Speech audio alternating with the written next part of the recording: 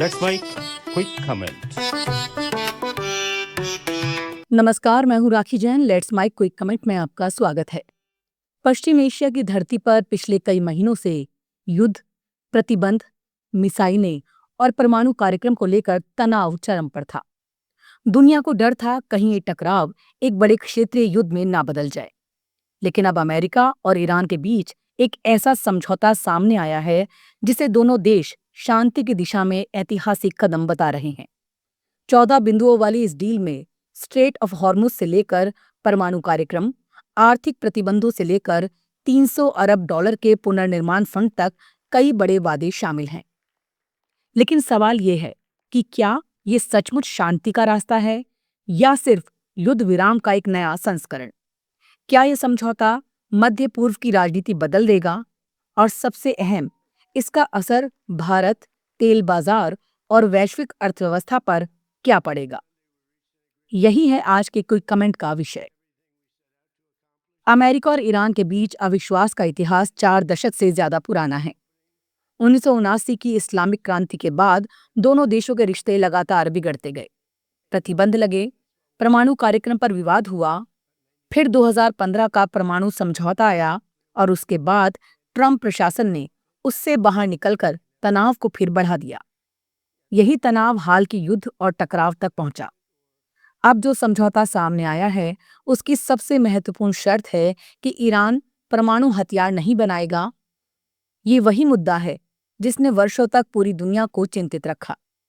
Iran ने एक बार फिर भरोसा दिया है कि उसका परमाणु कार्यक्रम सैन्य नहीं होगा। बदले में अमेरिका आर्थिक प्रतिबंध हटाने, तेल निर्यात पर राहत देने और फ्रीज की गई संपत्तियों को वापस करने के लिए तैयार हुआ है। इस समझौते का दूसरा बड़ा पहलू है स्ट्रेट ऑफ हॉर्मुज। दुनिया के लगभग 1/3 समुद्री तेल व्यापार का रास्ता इसी जलमार्ग से गुजरता है। युद्ध के दौरान आशंका थी कि अगर हॉर्मुज बंद हुआ तो वैश्विक तेल बाजार में भूचाल आ जाएगा। समझौते में ईरान ने इसे फिर से खोलने पर सहमति दी है। हालांकि ये व्यवस्था फिलहाल सिर्फ 60 दिनों के लिए है। यही वो बिंदु है जो भविष्य की अनिश्चितता को भी दिखाता है। तीसरा बड़ा आकर्षण है 300 अरब डॉलर यानी लगभग 28 लाख करोड़ रुपए के पुनर्निर्माण पैकेज की योजना। अमेरिका सीधे पैसा नहीं देगा, लेकिन खाड़ी देशों के सहयोग से ईरान की अर्थव्यवस्था को पुनर्जीवित करने का रोड मैप तैयार किया जाएगा। यदि ये योजना लागू होती है तो ये पश्चिम एशिया के इतिहास की सबसे बड़ी आर्थिक पुनर्निर्माण परियोजनाओं में से एक होगी। लेकिन इस समझौते में जितनी उम्मीदें हैं उतने ही सवाल भी हैं। दस्तावेज में स्पष्ट नहीं है कि ईरान अपने पास मौजूद संवर्धित यूरेनियम का क्या करेगा। क्या उसे बाहर भेजा जाएगा? क्या नई संवर्धन गतिविधियों पर रोक लगेगी? क्या प्रमुख परमाणु केंद्र बंद होंगे? इन सवालों के जवाब अभी भी भविष्य की बातचीत पर छोड़ दिए गए हैं। यही वजह है कि कई विशेषज्ञ इसे अंतिम समाधान नहीं बल्कि एक अंतरिम राजनीतिक समझौता मान रहे हैं। न्यूक्लियर मुद्दा अभी भी पूरी तरह सुलझा नहीं है। केवल वादे और निगरानी व्यवस्था पर्याप्त होंगे या नहीं, ये आने वाला समय बताएगा। इस समझौते का एक और दिलचस्प पहलू है कि अमेरिका और ईरान ने एक दूसरे के आंतरिक मामलों में दखल नहीं देने का वादा किया है। इसका मतलब ये भी है कि वॉशिंगटन अब ईरान के भीतर राजनीतिक बदलाव या विरोध प्रदर्शनों को लेकर पहले जैसी आक्रामक भाषा से बच सकता है। ये ईरानी नेतृत्व के लिए बड़ी कूटनीतिक जीत मानी जा रही है। भारत के नजरिए से देखें तो यह समझौता राहत लेकर आ सकता है। भारत अपनी ऊर्जा जरूरतों का बड़ा हिस्सा आयात करता है।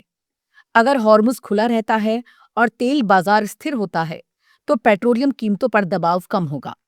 महंगाई नियंत्रण में रखने में भी मदद मिल सकती है। साथ ही पश्चिम एशिया में काम करने वाले लाखों भारतीयों के लिए भी ये सकारात्मक संकेत है। हालांकि तस्वीर का दूसरा पक्ष भी है। समझौते में कई शर्तें समयबद्ध हैं। 60 दिनों में अंतिम समझौता होना है। यदि बातचीत टूटती है या किसी पक्ष ने शर्तों का पालन नहीं किया तो तनाव फिर लौट सकता है। इजरायल पहले ही संकेत दे चुका है कि वो क्षेत्रीय सुरक्षा के मुद्दों पर अपने स्वतंत्र फैसले लेगा। ऐसे में ये शांति अभी पूरी तरह सुरक्षित नहीं की जा सकती। अमेरिका और ईरान के बीच ये समझौता निश्चित रूप से युद्ध की दिशा से बातचीत की दिशा में एक बड़ा कदम है। आप सुन रहे थे let's mind more than radio. Follow कीजिए हमें हमारे सोशल मीडिया प्लेटफॉर्म्स पर।